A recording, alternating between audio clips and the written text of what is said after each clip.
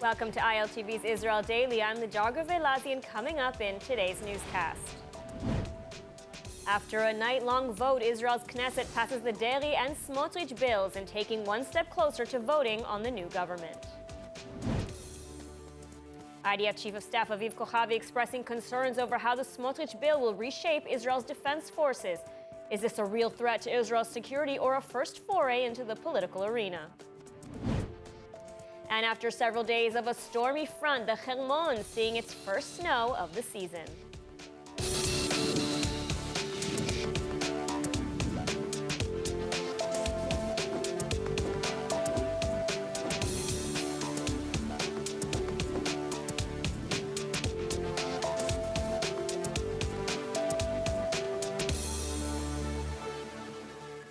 Israeli Prime Minister-designate Benjamin Netanyahu intends to ring in the new year with a new government, bringing it to a vote in the Knesset on Thursday this week. And after a night-long voting session, two bills passed together early Tuesday morning brings him one step closer to his government. The details in the following report. אבקש להזכירכם כי בכוונתי לבקש מהוועדה המסדרת לקבוע כי הכנסת תכונס לישיבה מיוחדת לצורך דיון והצבעה בדבר כינון הממשלה ה-37, וזאת ביום חמישי, ה' בטבת תשפ"ג, 29 בדצמבר 2022, בשעה 11 בבוקר. Knesset Speaker Yariv Levin officially announcing to the Israeli parliament at Monday's plenum that the new government will be put up for a vote this week, days before the January 2nd deadline. הסכמים קואליציוניים נוספים בקשר לכינון הממשלה שימסרו למזכיר הכנסת יובאו בפניכם כדין. Prime Minister-designate Benjamin Netanyahu now has to provide the Knesset all the fully signed coalition agreements by Wednesday, at least one day prior to the voting session, though he has yet to formalize the coalition agreements with his right-wing and ultra-Orthodox partners. And on early Tuesday, Netanyahu came one step closer to finalizing the agreements after the Knesset voted 63 to 55 to pass two bills, preconditions by his coalition partners. Known as the Deri bill, which will allow Shas MK Aryeh Deri to serve as a minister despite his past criminal convictions, and the Smotrich bill, which seeks to appoint a minister within the defense ministry to oversee Judea and Samaria. Both bills passed together. Also at the end of the Knesset plenum on Tuesday, Likud party member Yariv Levin resigned as the Knesset speaker to pave the way for him becoming the next justice minister. In the meantime, opposition leader Yair Lapid attacked the designated incoming coalition on Monday evening and vowed to stop it. מה שיש לנגד עינינו זה ראש הממשלה החלש ביותר שהיה פה וממשלה בהפרעה. זה לא ממשלת ימין על מלא. זו ממשלת טירוף על מלא. אין לנו שום כוונה לשבת בשקט בזמן שהם מפרקים מבפנים את מדינת ישראל.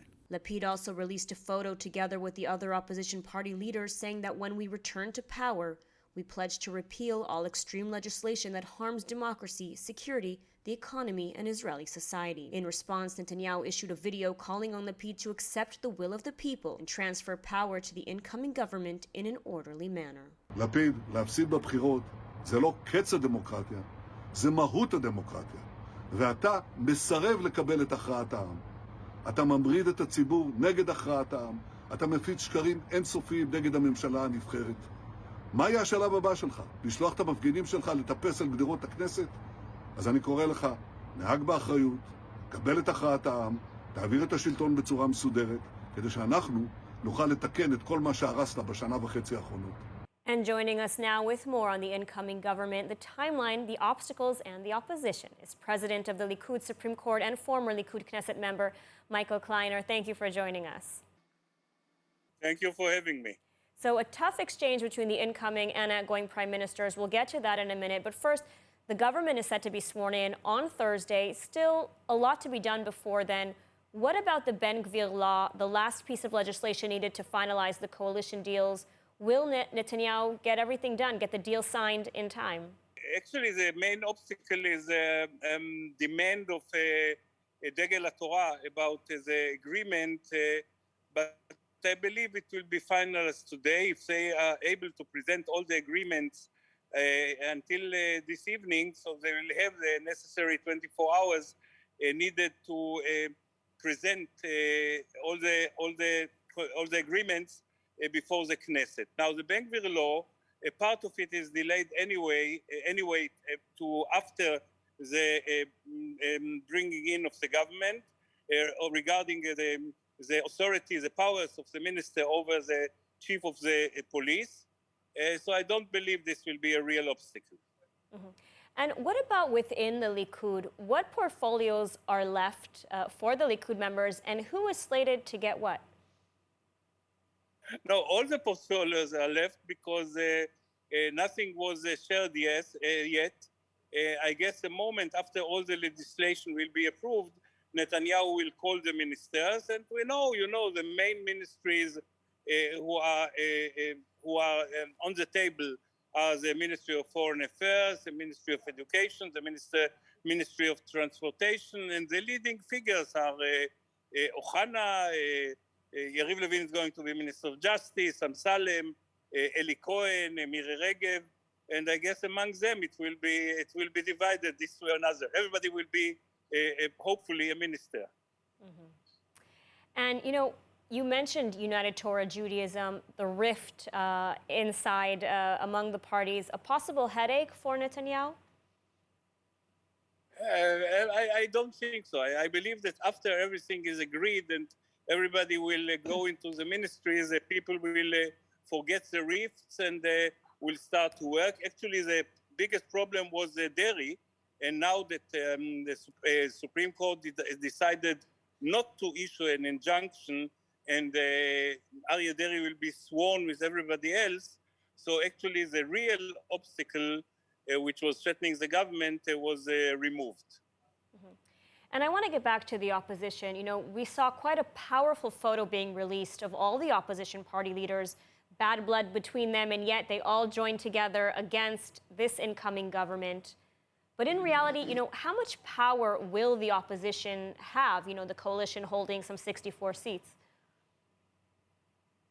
Look, Netanyahu was the only uniting factor within the opposition parties, even in all the election rounds. Not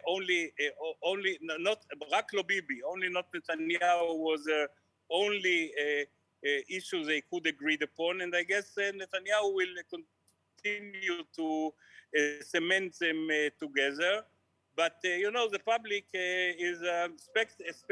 is suspicious about an opposition who started before even the government was sworn, even before they got the 100 days of grace, which usually in democracies are granted to every new government. All right, Michael Kleiner, thank you so much for your insight, and we, of course, will continue to follow the politics situation here in Israel. This government not yet sworn in, but already facing a great deal of criticism, now coming from an unusual source. IDF Chief of Staff Aviv Kohavi expressing concerns to Prime Minister Benjamin Netanyahu in a phone call. Let's take a look. Outgoing IDF Chief of Staff Lieutenant General Aviv Kohavi expressed concerns to the incoming Prime Minister Benjamin Netanyahu over the planned changes to the Israel Defense Forces structure as demanded by coalition partners. According to multiple Hebrew media reports Monday night, Kohavi initiated the call last Thursday, with the IDF confirming the call taking place. According to reports, Kohavi expressed grave concerns over the new legislation, most notably the Smotrich bill, which will appoint a minister within the Defense Ministry to oversee Judea and Samaria, as well as the Ben Gvir bill, which would grant greater powers over the Israel police to the National Security Minister. Kohavi said these moves would harm the IDF and security infrastructure. The call represents a rare foray of an IDF chief conveying his thoughts on the political situation. As such, religious Zionist party leader Deri and Smotrich criticized Kohavi on Tuesday and called for a 10-year cooling-off period for IDF chiefs of staff before they can enter politics. Citing a column in Israel Daily Yediot Achronot by its military commentator Yossi Yoshua on the call between Kohavi and Netanyahu and Kohavi's political aspirations, Smotrich said, "The column tells the truth behind the blatant politicization that Kohavi brings to the IDF. Those who want to keep the IDF united as a people's army in consensus and outside of politics should enact at least a 10-year cooling-off period for chiefs of staff." And joining us now with more on the proposed changes to the IDF and police is CEO and founder of the Israel Defense and Security Forum, Brigadier General in the Reserves, Amir Avivi. Thank you for joining us today. Pleasure.